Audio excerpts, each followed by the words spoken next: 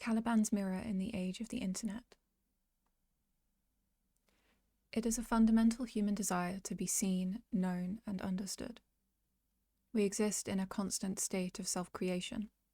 Be it through a novel, an artwork, a smile, or a flick of eyeliner, we unceasingly send out messages about ourselves in the hope that eyes and ears of someone else will notice the signs and return something back. It is in these return messages that we find a little more of our own selves. We piece together these precious parts inlaid with meaning to create some kind of recognizable whole, that is, a simulacrum of ourselves. Roger Scruton sees this I-you encounter as essential in creating the relations between us and in showing us exactly who and what we are. Personal relations, therefore, are a calling to account. They are essential in affirming who we are and our place in the world around us. Like a bird flitting back and forth between nest and hedgerow, beak stuffed full with meanings, the process of self-creation is one we innately follow with a deeply felt urgency. Human society flourishes through cooperation between groups of individuals.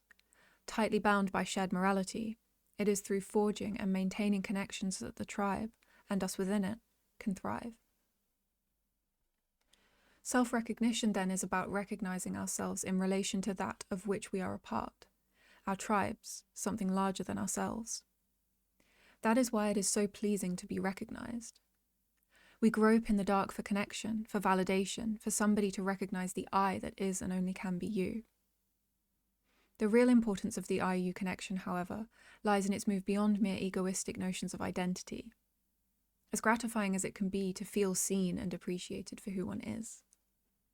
Calling to account is something active, physically enacting oneself upon, or labouring to shape and create, the physical world around you for the benefit of yourself and your tribe.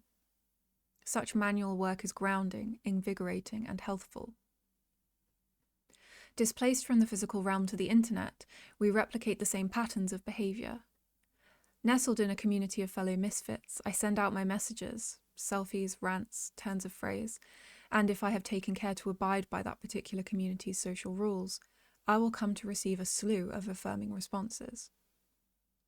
I can then engage in the task of creation and self-creation in earnest, back and forth responses moulding the sense of belonging and the identities of myself and others. I slip into a game of Chinese whispers, and the community, and my identity within it, begins to warp around the edges. Slowly and steadily, the norms and values I bring with me shrink into the background, and the identity I have carefully cultivated in this online space grows fat. Who I am offline, in my fullness and complexity, is subsumed. I am no longer myself. That is, I am no longer my body. This process of imperfect data transmission over multiple iterations can be found in something as asinine as the evolution of editing selfies. We begin with a backlash against edited images of magazine models in the early noughties, and then embrace static Instagram filters which recolor and distort. Technology develops, and phones gain the capacity to nip, tuck, and smooth photos. Technology develops further, and filters can warp your body before the photos are even taken. Still further, and the same goes for videos too.